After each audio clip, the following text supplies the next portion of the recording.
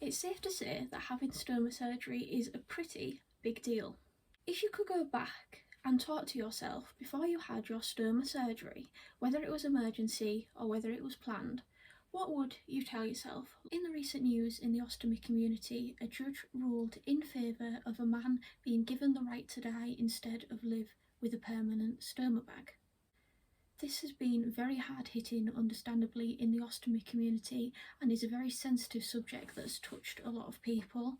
Unfortunately, that man has now died, and I don't even have the words to express my sympathy for his family and his loved ones. The feelings that I have of, I wish that we could have done something to help him. It's left me quite speechless in a lot of ways, and I have been affected by it. It's brought up things for me, as it has for quite a few people. Most people, to be honest, in the bowel disease world, even people outside of the bowel disease world, it has affected people far and wide. This is really what has reinforced mine and Beth's passion to get some support out there for people who are dreading stoma surgery. Let's face it, if you are having stoma surgery and it is planned, you are going to have a fear. Your fears might not be as strong as somebody else's, that's fine. Your fears are still valid. Likewise, if you have had emergency stoma surgery, your feelings and fears are just as valid. Me and Beth really want to get the message out there that emotionally it's so important that everybody has the opportunity to access emotional support at any stage of their stoma journey. We understand that stoma surgery can be a very, very frightening prospect, and we wanted to provide some reassuring tips that we've had from our own experiences, which will hopefully help you in your journey. Now, before I go ahead, I just wanted to say that fears before stoma surgery and after are completely normal, and there's something that myself and the inspirational people in this video don't want you to go through alone. We really want to support people on what is often a very difficult journey. The thought of anyone wanting to die instead of live with a stoma bag shouldn't be ignored. It is something emotionally that we just had to get together on to show you all the reasons to live with a stoma bag and celebrate your life with that stoma. Now I'm super excited to pass you over to Beth, who is going to start off our first video in the series and explain to you a little bit about her insight into living with a stoma.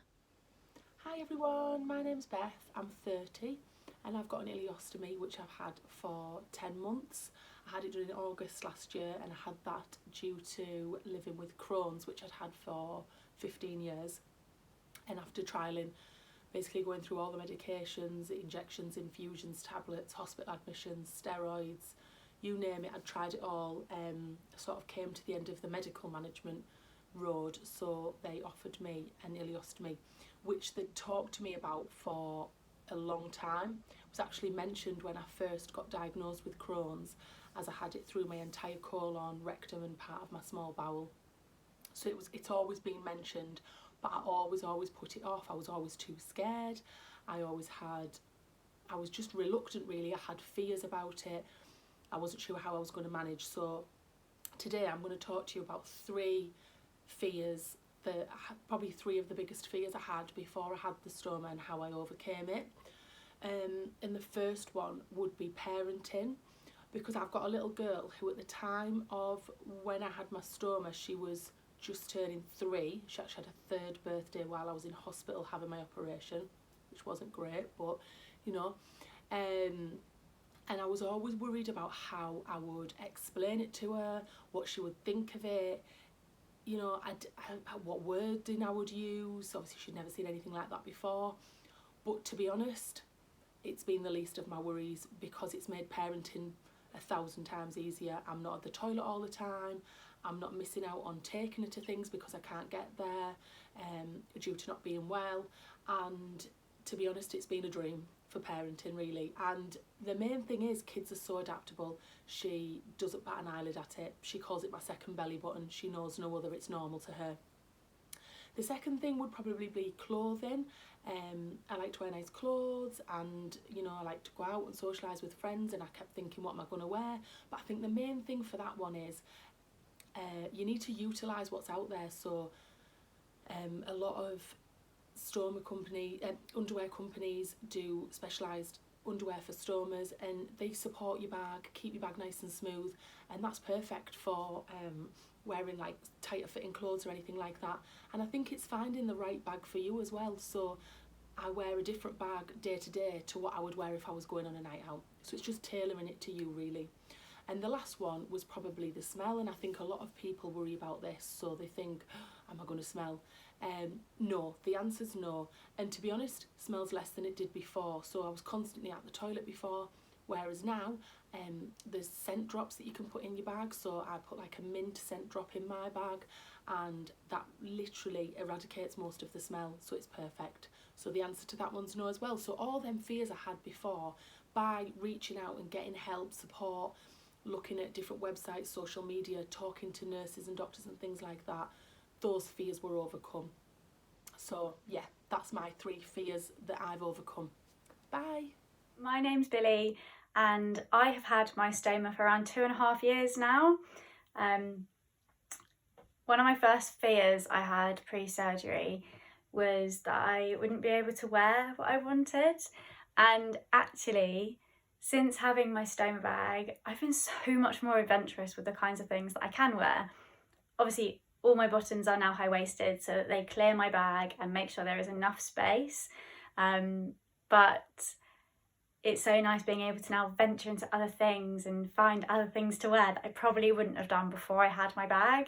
The second fear that I had pre-surgery was that I wouldn't be able to eat what I wanted.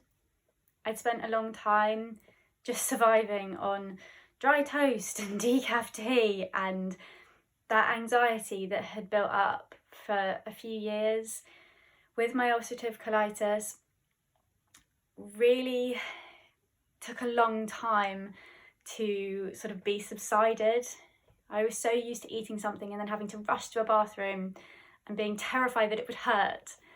And I think that kind of anxiety, it took such a long time to go away that when I had my operation I assumed that maybe there are a few things that might cause me pain, or that I might still feel uncomfortable, and I'd be worried about getting a blockage from something and ending up back in hospital. So the fact that I've been able to eat so much more than I ever could when I was suffering with ulcerative colitis is so great. Like, it makes life so good that I can just go to a restaurant and just eat something, and as long as I chew it enough, I know that I'm going to be fine. And my third fear before my operation was not immediate. I think actually it took a few days once I'd had the operation actually for this fear to kind of manifest itself, and that was getting back into the dating scene.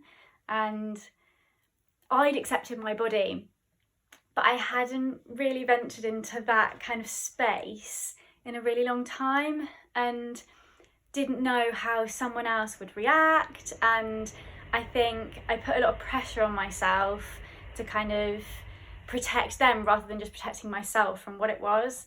But I only grew in confidence with that when I started dating and found someone who is just interested and is totally okay with my bag and takes a lot of interest in what I do online and all of those things. So I think that was something that you have to take your time over, but it's something that you don't have to be afraid of, I think.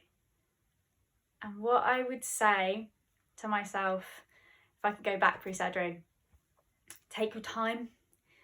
Really take your time in finding your feet, in understanding your body.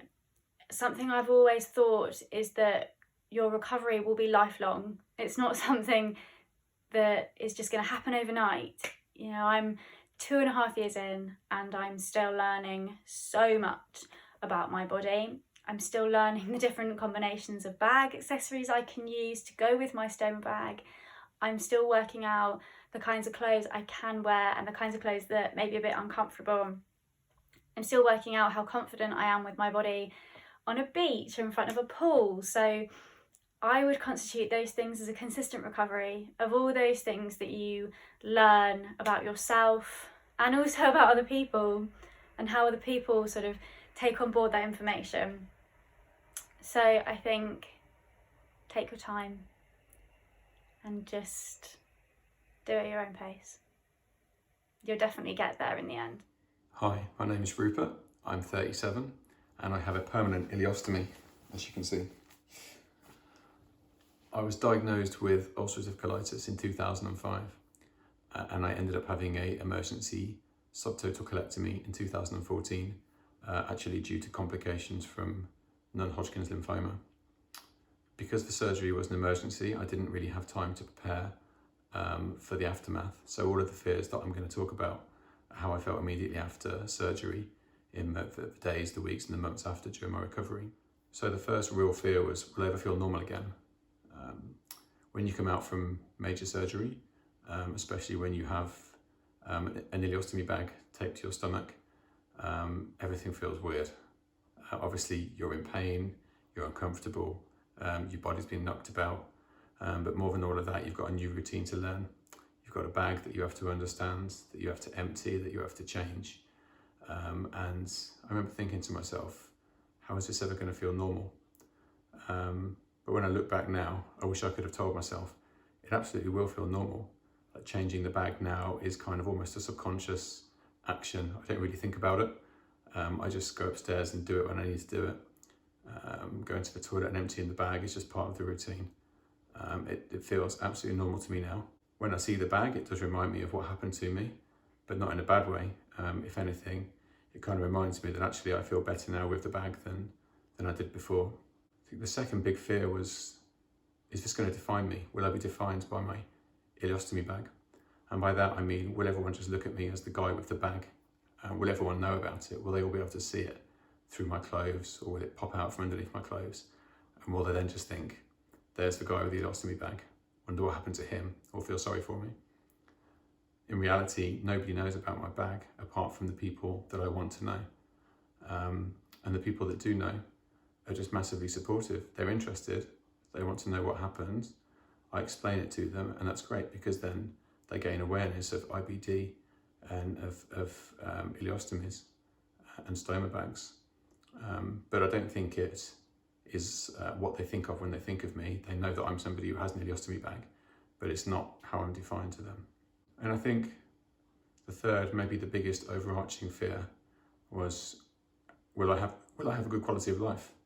Will I be able to recover enough to just do normal things? And by that I mean things like going out for meals, or going out for a drink with friends, travelling, exercising. To be honest, when I look back to how I was before my surgery, I was a mess and I couldn't really do any of those things then. Whereas when I think about my life now, I can do all of those things without thinking about it. I can go and eat what I want to eat. I can exercise. I'm fitter than I have been for years. I can travel. I can play with my kids. I can work.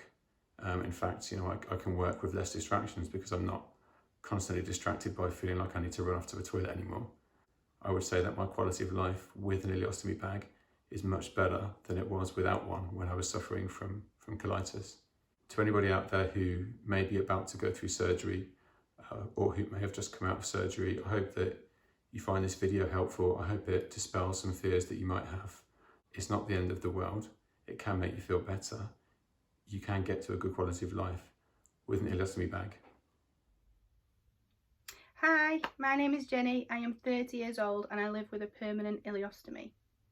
I got my ostomy in March 2018 as a result of emergency surgery due to Crohn's disease. Because of this, I didn't really know much about stomas beforehand, so my worries and fears came after my stoma had been placed. My main worry, my biggest fear was people's perceptions of me now that I had a stoma. What would my friends and family think about me? What would my partner, Rick, think about me? Would he still want to be with me? What would my little boys think about me? I originally stopped my friends from coming to see me in hospital because I was scared, I was embarrassed, I didn't want anyone to know what had happened. I also told Rick at this point that he didn't have to be with me if he didn't want to be. I understood. He didn't sign up for it, it wasn't fair on him.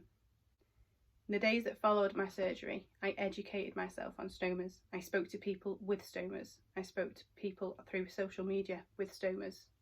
I spoke to my stoma nurses about my stoma, and I learnt how to deal with my own stoma. This helped me become more confident in dealing with my stoma and talking to other people about it. And the more I spoke to other people about it, the better I felt about my stoma, the prouder I felt that it saved my life. It might only be little, but I was so proud of it at this point. Mostly, I saw what my friends and family saw. They saw Jennie still. They didn't see Jennie with the stoma. They saw Jennie, who was getting better. And if it wasn't for this stoma, I wouldn't have got better. I'm still the same person I was before my stoma, and that's what they could see. Their perceptions of me never changed because of my stoma. They just wanted me better. One thing I would tell 2-year-ago me is that you are still you in spite of your stoma. Your stoma doesn't define you. It's just a little bit of you that helps you live the life that you might not have been able to without it. So a huge thank you from Amy and myself, from everybody that was involved with putting this video together, from all you lovely ostomates that sent us videos in. We're really, really grateful. I think this will help people who are coming up to having stoma surgery. It's a possibility for them, they're thinking about it, or even people who have stomas and they still have fears that they're overcoming. These tips coming from real life ostomates are invaluable, and you all did such a fantastic job sending us videos, so thank you, and keep your eyes peeled for part 2.